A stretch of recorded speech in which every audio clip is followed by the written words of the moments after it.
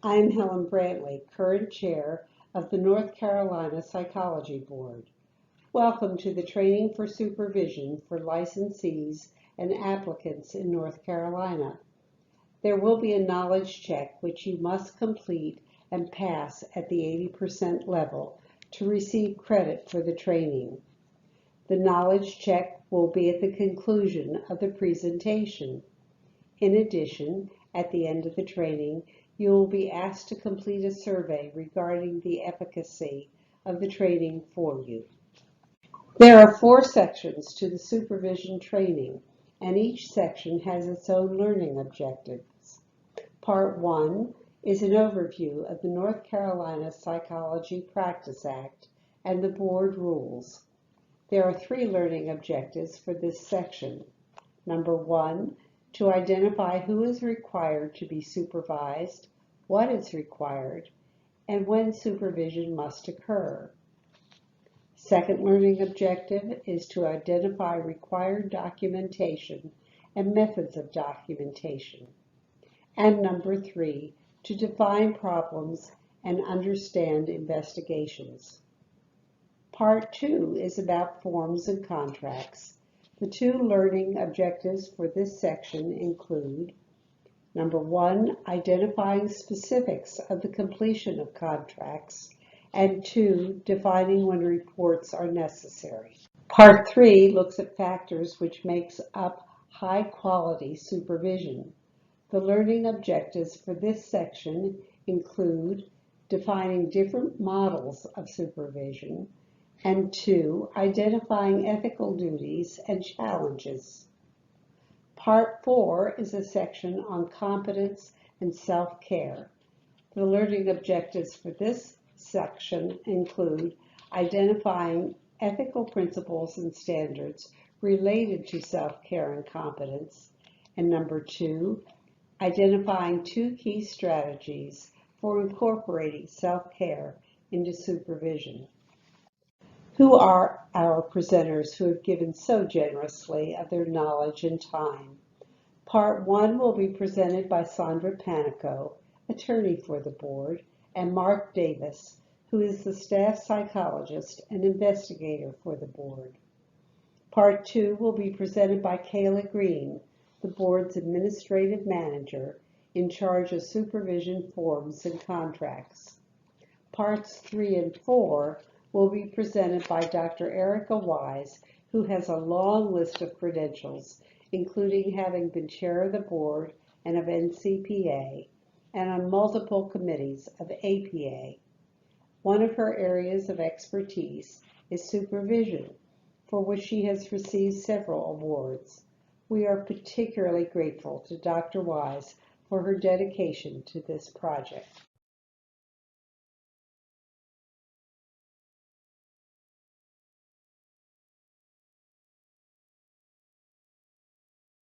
Hi, I'm Sandra Panico, the attorney for the North Carolina Psychology Board, and today I will be providing you with a very general overview of the board rules that govern supervision.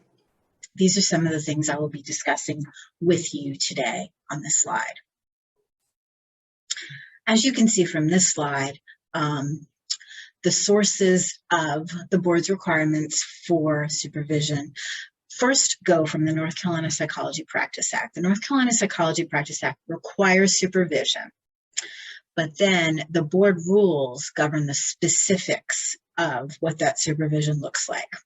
So the board is authorized to create these rules through the Practice Act. And the rules govern the format, setting, frequency, qualifications of the supervisor, and the responsibilities of the supervisor.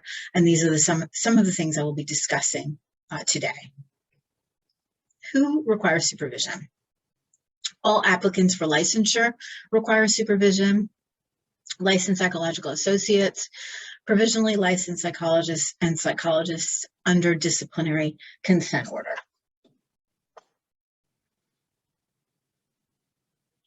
Who can supervise? As you can see from this slide, a licensed psychologist issued a permanent licensure by the board. Any person who was in a psychology position with the state of North Carolina on December 31st, 1979 who is still so employed. A doctoral level licensed psychologist who is licensed in the jurisdiction where the supervisee is practicing psychology. So this is for out-of-state practice. And an LPA who is under level 3 supervision and a health services provider. And we'll discuss the levels of supervision later in this presentation. The board can disapprove a supervisor if there is documentation that the supervisor is not competent or qualified to supervise the supervisee, documentation that the supervisor has failed to adhere to legal or ethical standards, documentation that there is a lack of similarity in training, experience, and area of practice from the supervisor to the supervisee. So basically, again, the supervisor is not competent to supervise the supervisee. If the supervisor has any disciplinary or remedial action taken by this board or another board, that's another thing that would be considered by the board in determining whether a supervisor can supervise a supervisee. And finally, documentation that the supervisor has not completed this training. So these are the things the board can consider in whether to approve or disapprove a supervisor. Each supervisor shall assess his or her ability to meet the supervisory needs of the supervisee, and any potential supervisees. Offer and provide supervision only within the supervisor's area of competence, and enter into written agreements with the supervisee on the board-adopted supervision contract form. So this all goes to whether the supervisor is competent. If they're competent, they need to make sure they stay competent, that they enter into a supervision contract with the supervisee rather, and that they direct the supervisee to practice only within the supervisee's areas of competence as qualified by training, experience, or supervised experience. The supervisor also needs to establish and maintain a level of supervisory contact consistent with that described in the supervision contract form on file with the board and to be accessible to the supervisee. So if the supervisee needs some interaction, some feedback from the supervisor at a time when they don't have a session, to be accessible, reasonably accessible to that supervisee, and to direct the supervisee to keep the supervisor informed of services performed by the supervisee. The supervisor also shall advise the board if the supervisor has reason to believe that the supervisee is violating any ethical principles, acting in an unethical manner, violating the Psychology Practice Act. So supervisors need to take very seriously any potential unethical behavior by the supervisee, and if the supervisor discovers that the supervisee has practiced unethically or violated board rules, it must be addressed in supervision. And if it cannot be addressed effectively or it is of a serious nature, it must be reported to the board.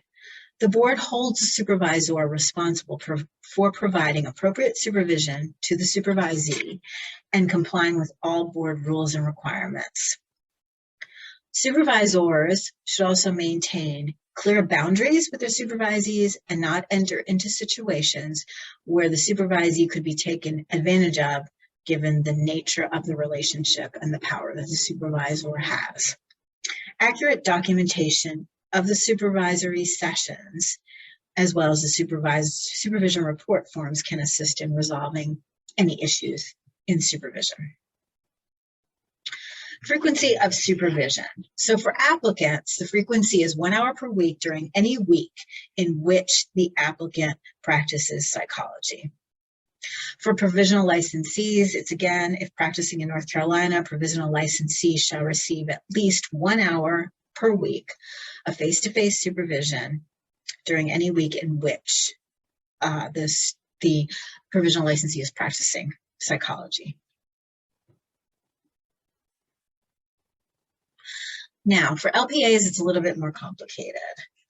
First of all, supervision for LPAs shall be provided in an individual face-to-face supervision, sessions which last no longer than 2 hours and no less than 30 minutes by an individual who is an appropriate supervisor. Now, face-to-face supervision can be either in-person face-to-face or via video, interactive, live technology, and that's within the discretion of the supervisor. The rates of supervision shall be provided for each separate work setting in which the psychological associate engages in activities requiring supervision. So for a level 1, which is a psychological associate with less than 3 calendar years, consisting of 4,500 hours of post-licensure supervised experience, minimum supervision shall be provided as follows. Okay, so the number of hours per month engaged in activities is 1 to 10 hours. So if they're engaged in activities for 1 to 10 hours that require supervision, then they are required to get 1 hour per month of supervision. If the psychological associate is engaged in activities requiring supervision for 11 to 20 hours per month, then they're required to receive 2 hours per month of supervision. If the psychological associate is engaged in activities that require supervision from 21 to 30 hours, they're required to receive 3 hours per month of supervision. If they're engaged in activities that require supervision for 31 plus hours, they are required to receive 4 hours per month of supervision. Again, this is all in the board rules in specific detail, and you can refer to the rules for these numbers. Now, level 2 supervision, if after 3 years consisting of 4,500 hours, the psychological associate does not meet the pass point on the EPPP of a scaled score of 500, then they can go to level 2 supervision. At level 2 supervision, they receive 1 hour of supervision per month, regardless of the number of hours that they're engaged in activities that require supervision. That same psychological associate who received that 3, who's at level 2, can go to level 3 after 5 years. So if they've received that, if they did not receive that scale score of 500 and they've gone to level 2, they can go to level 3 after 5 years. And at level 3, they receive a minimum 1 hour of supervision every 3 months. So there's the other situation where the psychological associate can go from level 1 to level 3 directly and skip over level 2 supervision. And that's if they received the scaled score of 500. If they meet that pass point of the scaled score of 500, they can go directly from level 1 to level 3 supervision. And again, at level 3, they receive 1 hour supervision for every 3 months of practice, regardless of the number of hours of practice. Documentation. A supervisor is required to maintain a record of supervision with the supervisee that documents the dates, appointment times, and duration of each session, fees charged for the session, and the summary of treatment or assessment issues addressed, concerns identified by the supervisor and supervisee, recommendations of the supervisor, intended outcomes or recommendations. And these documents are required to be maintained for 7 years, or if there are any pending legal or ethical investigations or proceedings, or if there are any other compelling circumstances, the supervisor shall retain the complete record of supervision securely and confidentially for a period of 7 years from the final resolution of such legal or ethical matters. So it could be indefinite.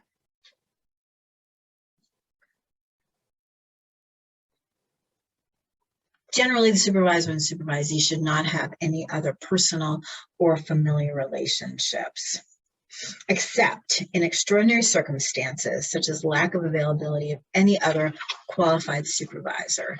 In such cases, the board shall require documentation from the supervisor or supervisee that no other supervision is available, and 3 reference letters from other mental health professionals regarding the supervisor's ability to perform the supervision requirements of this rule. This is going to be an extremely rare exception, especially now that supervision can be conducted virtually, remotely, live. It's going to be a very rare situation, if ever, that this would happen. Methods of supervision, as I've already discussed. methods of supervision. Supervision is required to be face-to-face, and that means both in-person supervision, where the supervisor and supervisee meet in person at the same physical location, and it also means electronic means of face-to-face interaction without meeting in the same room in person. The face-to-face supervision, if it's not in person in the same room, shall be live, interactive, and visual. Video or other technology may be used, so long as it is real time and involves verbal and visual interaction for the entire session. The face-to-face supervision, regardless of the medium, shall be confidential and maintain the confidentiality of communication as it relates to the identifying information regarding patients and clients. When a supervisor and a supervisee are deciding whether to meet in person or through electronic medium, they shall consider such factors as whether reports or evaluations can be reviewed and whether that can be done effectively through an electronic medium, whether the supervisee relationship is recently established, and whether there are concerns that are better addressed in person. So this is within the discretion of the supervisor to be discussed with the supervisee, whether it's better to be in person and whether it cannot be handled effectively electronically, the supervision. The board may require additional supervision when there are problems identified in prior supervision reports. So the board reviewing supervision reports and sees there's problems, and they may require it for the supervisee. Documentation is lacking, or there's problems, or problems have arisen in correspondence with the board. A supervisor may also require the supervisee to receive additional supervision when the supervisor believes it's necessary to maintain standards of practice, including legal and ethical standards, and the supervisor should well document those issues. Vignette 1. A recently licensed LPA contracts for supervision but never comes in. The supervisor leaves several voicemails that are not returned by the supervisee. The supervisor thinks, she's a responsible professional, I'll wait for her to contact me. What do you think of this course of action? And what should the supervisor have done in this case? Since the LP, the supervisor, let's call them the supervisor has entered into a supervision contract with the LPA. The supervisor is under an obligation to provide the supervision. If the supervisor cannot provide the supervision because the LPA does not respond and the supervisor can't schedule sessions with the LPA, then the supervisor needs to file a supervision report with the board documenting the termination of the supervisory relationship. Basically, he's not providing the supervision has been terminated. This will end the supervisor's responsibilities to provide supervision and will alert the board to the fact that the LPA is not receiving supervision as required. So in this situation, the supervisor can't just ignore this responsibility and say, since they're not returning my voicemails, I'll leave well enough alone. They actually have to go beyond that and file a supervision report terminating the arrangement. Thank you.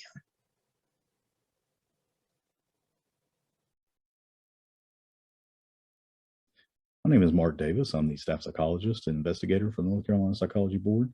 And we're going to be looking in this next section at some supervision issues that could potentially cause an investigation by the board. But first, we're going to look at another vignette. So this is vignette number 2. The supervisor and supervisee have been working together for 6 years and have developed an excellent relationship. The supervisee is now working at level 3 and they meet quarterly for supervision. The supervisee comes in for a supervision session and the supervisor notices a strong smell of alcohol. The supervisor asks about this and the supervisee becomes distraught. The supervisee acknowledges struggles with alcohol after a recent marital separation and promises to seek treatment. What should the supervisor do at this point? Well, there are a number of things that the supervisor could do in this situation in order to address it. One thing that the supervisor may wish to do is to assess the level to which the supervisee's alcohol issue may or may not impact their capacity to practice. The supervisor may discuss the supervisee's plan to cease practice while they attend treatment, and the supervisor would want to follow up to ensure that the supervisee complied with the promise to obtain treatment. If the supervisee does not obtain treatment for their alcohol use or they refuse to cease practice when they need to, a report to the board may be required in order that the situation is investigated and to ensure that harm to the clients does not occur. So some common problems that may initiate an investigation. There are a number of things that supervisors should be aware of that could result in investigation by the board. Investigations are common if there are issues with a supervision report, such as the reported hours being inaccurate or other discrepancies in the report itself. Additionally, supervisors are often interviewed to obtain additional information if they awarded low ratings for their supervisee on the supervision report. So it's important to have information to support your decision to award low ratings in case board action is required with the supervisee. It's also important to ensure that as a supervisor, you address ethical issues with your supervisee if they practice unethically or violate board rules.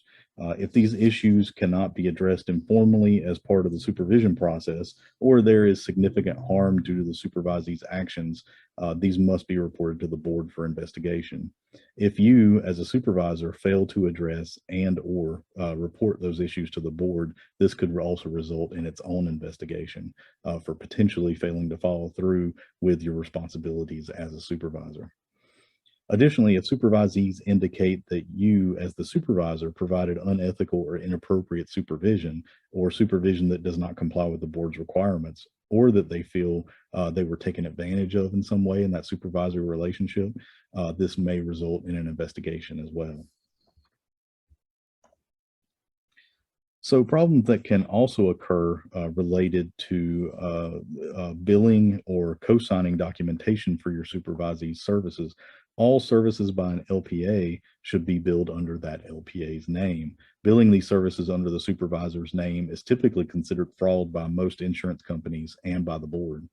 Additionally, co-signing of LPA's documentation is not required by the board. If your employer or agency requires such co-signing, it should be clear that the LPA was the one who provided the service in question. Co-signing, when required, means that the supervision has reviewed all the data and its interpretation in any report of a psychological evaluation and has read all progress notes.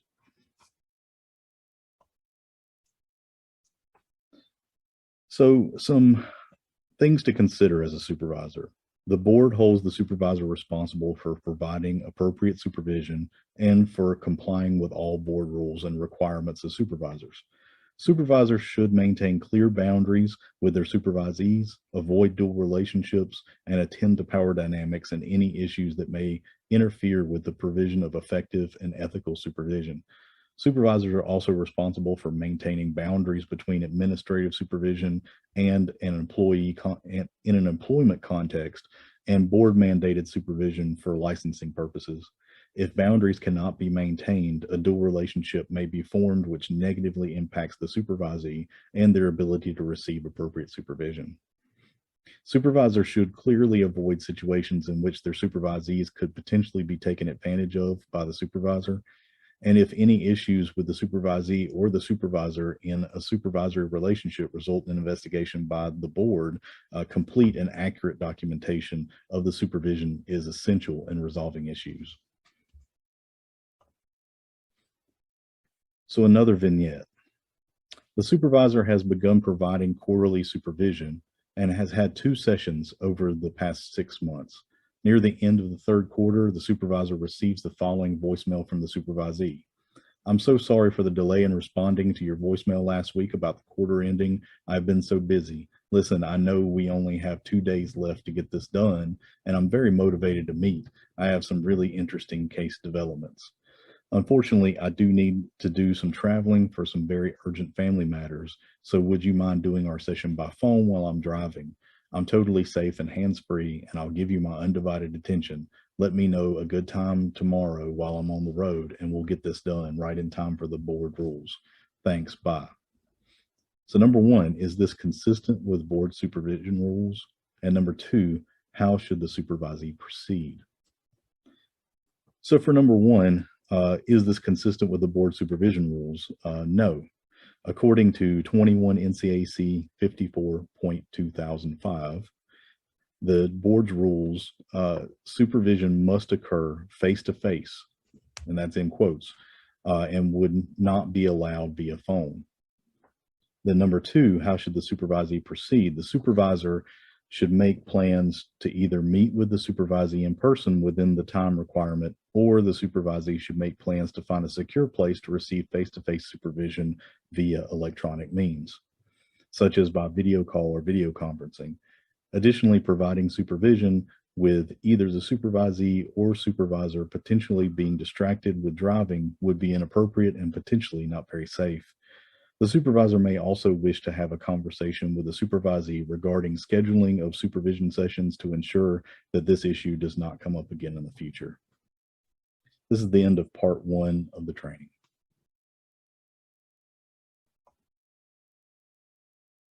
You have completed part one of the training, and you're about to start part two on forms and contracts. Please make sure to download the contract and report forms as hot linked on the next slide. Kayla Green is the presenter. The next section to be discussed is regarding the forms required for supervision. Before going any further in the presentation, make sure you have gone to the board's website under the Supervision tab and download the current supervision contract form and report form. Please note that both of these forms have been updated as of September 2021 and changes have been made. First, we'll discuss supervision contracts. Supervision contracts are required to be submitted within 30 days of making application, offering to practice, whenever there is a change of employment or whenever there is a change in supervisors or supervision hours. Both the supervisor and the supervisee have responsibilities in completing the contract form. A contract is required to be on file at all times and must cover the supervisee's current activities. This is a requirement regardless of the employment setting or activities in which the supervisee may or may not be engaged.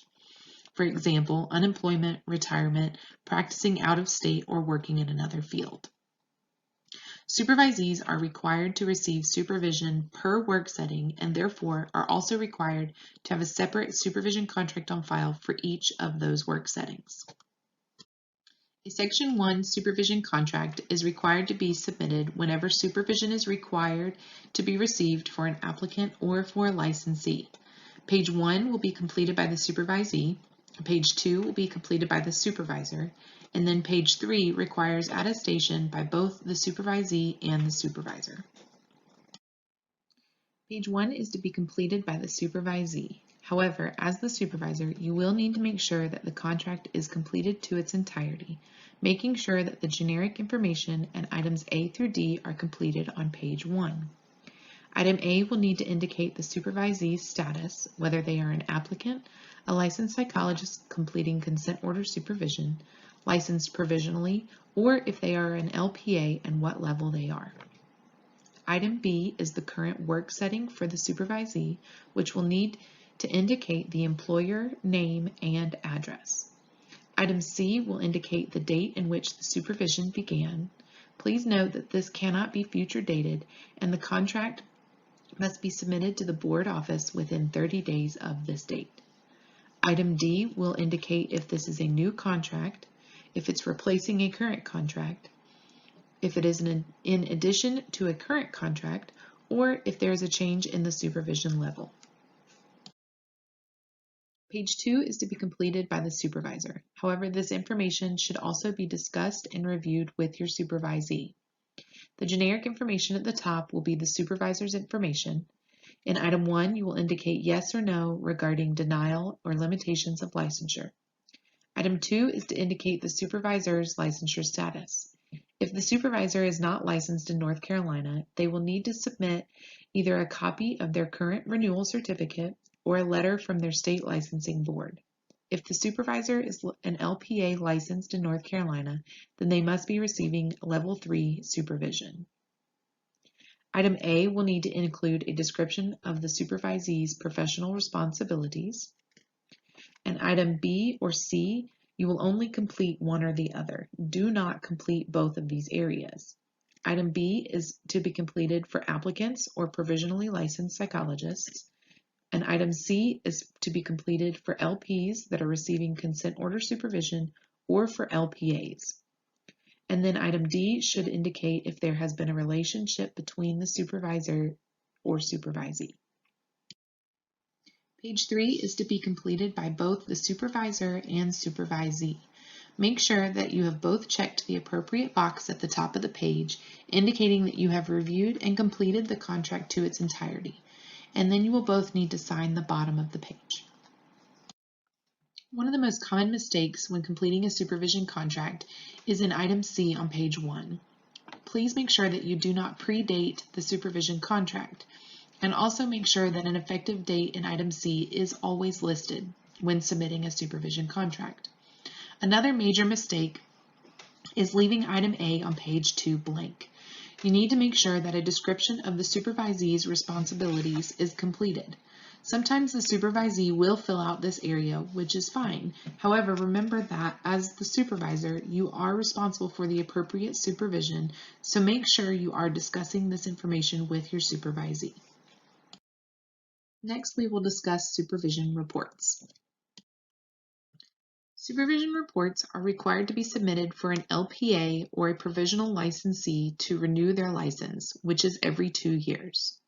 Supervision reports are also required whenever there is a change in supervision, whether it be in the hours of supervision being provided, a change in supervisors, or the supervisee's work setting is changing. The report is the supervisor's responsibility and is required to be submitted within 2 weeks of the change in supervision. As a reminder, if supervision is being terminated, then a report is required to be submitted. A separate supervision report is required to be submitted for each work setting or supervision contract on file with the board. Please note that when completing a supervision report for an applicant, the supervisor will be required to submit the form via post mail. However, if your supervisee is licensed, they can log into the licensee portal, which is found in the upper right-hand corner of the home page on the board website. Here they will log in and initiate the supervision report. The supervisor will then log in to their licensee portal and complete the pending report. At this time, supervision reports can also be submitted via post mail or by email. When a supervision report is initiated by the supervisee, please make sure that you are reviewing all of the information they have provided. Items 1 and 2 of the form will be the supervisee's information. In item 3, you'll need to make sure that the appropriate work setting is noted and whether they are terminating practice at that work setting or not in item 4. In item 5, make sure that the dates of supervision are indicated correctly. The first date listed will be the date of the most recent supervision contract on file or the date of the last supervision report submitted for that current work setting. And the second date listed should be the date of termination or the date that supervision changed. Item 6 will indicate the supervisee's applicant or licensure status, and then the supervisor will need to make sure that the appropriate hours and frequency of supervision are noted correctly in section 1 of the report. And finally, item I is where the supervisor will provide any ratings and comments in 4 different areas and then sign the report. If supervision was not provided for the dates indicated in item 5, please indicate zeros in items D through H and do not provide any ratings. If ratings provided are below average, written comments are required to be submitted with the supervision report. Section 2 is to only be completed by a supervisee if they have a Section 2 supervision contract on file and do not require supervision. If there are any questions regarding how to complete the supervision contract form or the supervision report form, please feel free to contact board staff via email at info@nccpsychologyboard.org.